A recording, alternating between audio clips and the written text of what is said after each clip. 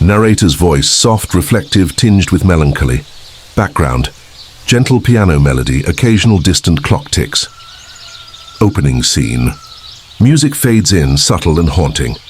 Narrator. He sits by the window watching autumn leaves fall like forgotten promises. At 72, time feels heavy, not because of the years he's lived, but the ones he didn't. Let me tell you his story. Let me tell you yours. Chapter 1. The Roads Not Taken. Soundscape, rustling papers, faint typing. Narrator.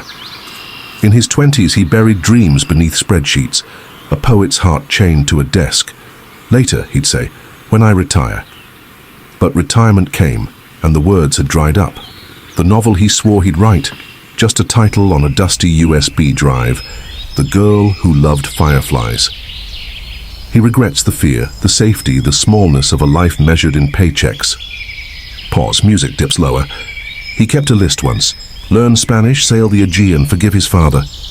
Now it's crumpled in a drawer, ink faded like his resolve. Chapter 2. The Silence Between Heartbeats. Soundscape. Empty apartment echoes, a tea kettle whistling. Narrator. Love slipped through his fingers like smoke. Clara, with her wild laugh and freckled shoulders, asked him once, why wait?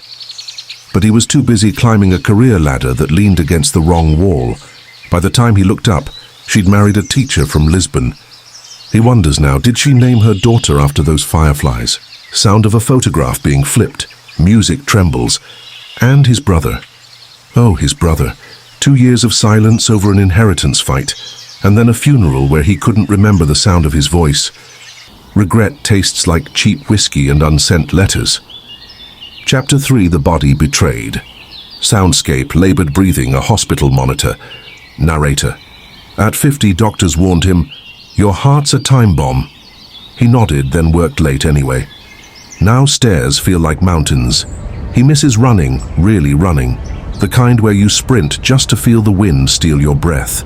He'd give anything to hike that Patagonian trail he bookmarked for someday, but his knees creak louder than his ambition. Pause, clock ticks louder. He saved money religiously and spent it on blood pressure meds. The cruel math of aging, you trade vitality for survival. Chapter 4. The Words Unspoken. Soundscape. Rain against glass, a child's laughter, distant. Narrator. His daughter calls every Sunday. Short, polite chats. He wants to tell her, I'm sorry I missed your ballet recitals. Sorry I called your art degree a hobby.